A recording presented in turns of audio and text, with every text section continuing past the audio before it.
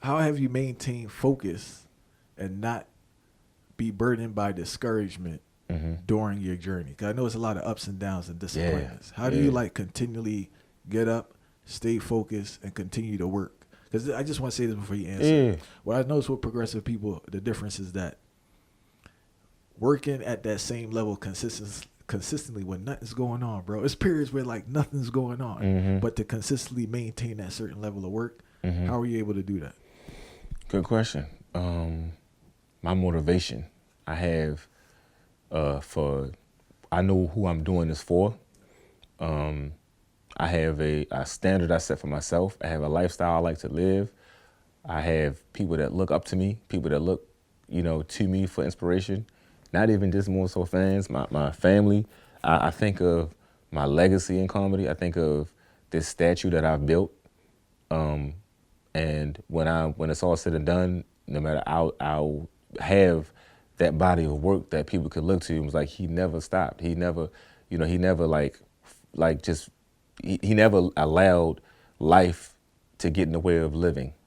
That's my main lesson. You cannot let life get in the way of living. All the stuff that happened to us, all the fucked up stuff, good or bad, whatever, we can't allow it to dictate who we are as people.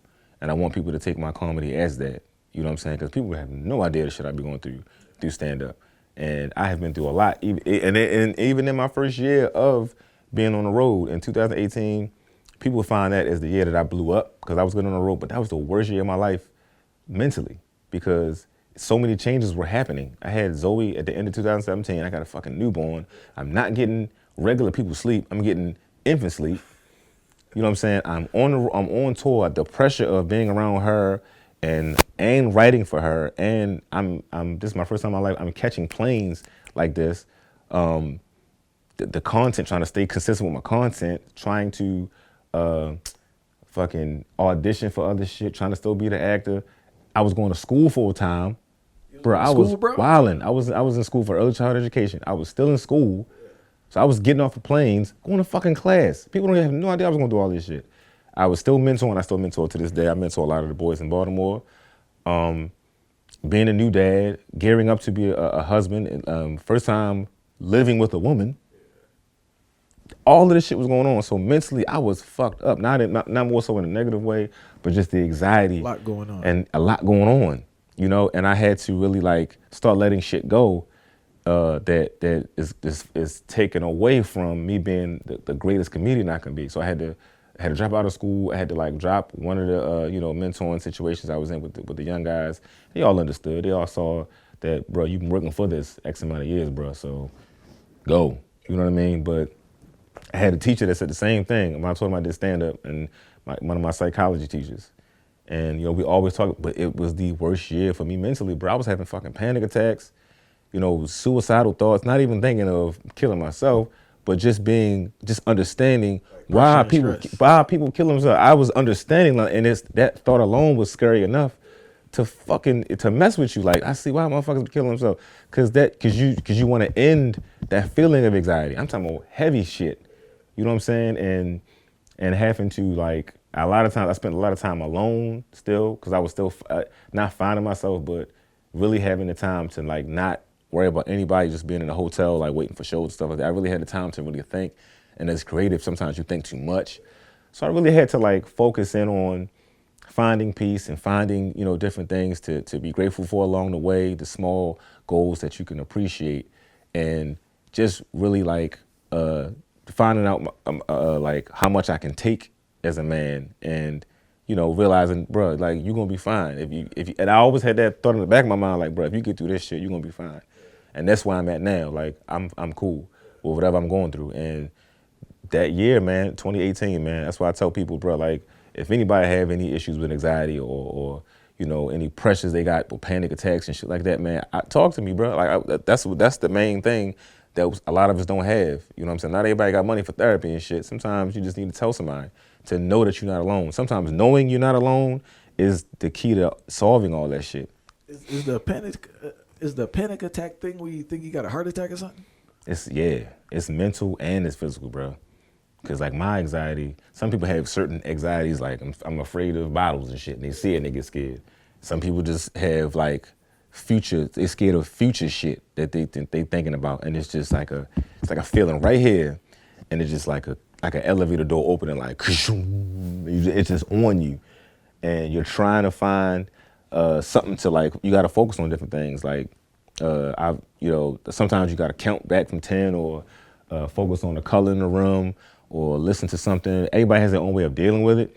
And some people you don't even know, like comedians, like B. Simone. One time she was about to do a show, and she started flipping the fuck out, like not like zapping out, but she started just like panicking, walking around, wouldn't take a shit. And I'm sitting there thinking like, you B. Simone, man, you funny as shit, you know, and the other person like, nah, sometimes she be wilding like that. Sometimes, and everybody has their own. But my shit was more so like, my anxiety was more so like a person that was like, there's nothing going on right now. Everything's going well. Watch this. And then and I would just fucking panic. And I started to have to like, my brother, I always had good conversation with him.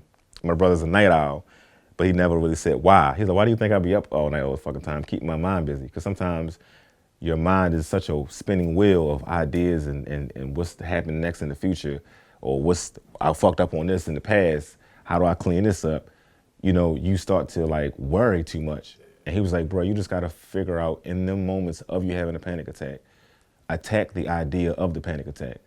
Pinpoint everything that's going on in your life right now that's strenuous, really good, really bad. Because sometimes it'd be good energy that make you have a fucking panic attack. It's so much good shit going on.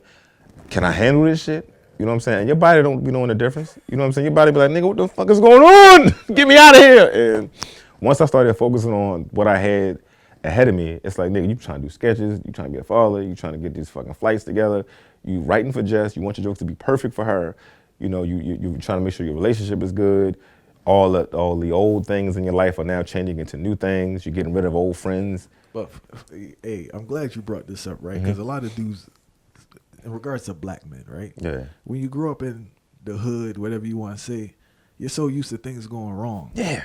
So when things go right, it freak you out, bro. It freaks you the fuck out, bro. Yeah. You be literally like, no, it's too much shit going on. That's good.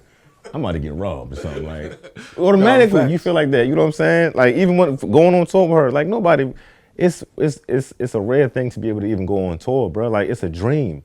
You really do it because hopefully you think it's gonna happen. But my ass, I was so stubborn. I mean, this shit gonna happen to me. I know I'm doing this shit. I want to go on tour, take care of my family. This is what I want to do. But some people, they're doing it so much, you living the dream. You living, it's gonna happen. I'm on the grind. Eventually, your ass got to become that star soon. Your ass gonna be that star, and you got to be ready for it. So, you know, when things are going good, take the shit. You know what I'm saying? Believe in yourself enough to know that you deserve this shit. I know I deserve every fucking thing I get. That's the key, in the sense that, like, in our culture, it's a high level of self-sabotage. Yeah, man. And like, you have to, as you said, you have to really feel, first of all, you gotta love yourself, but you gotta feel deserving. I think that's the core. People don't think they're deserving a certain level of success. It goes back so many years, man. Even looking at Good Times. You look at shows like Good Times. Every time some good shit was about to happen, there's some fucked up shit right around the corner. You know what I'm saying? And we feel like we have to like struggle all the time for some good shit to happen. No, man. Sometimes God is just like, nah, these are blessings, bro. Just take the blessings. Ain't nothing around the corner. And we feel like that a lot, man. So as I grew in my career, man, I knew as long as I stay on this path, as long as I stay consistent and be true to this shit, got to be true to your gift. Can't do this shit for no clout. Can't do this shit for just views and likes. You got to be true and love this shit, man, and love yourself.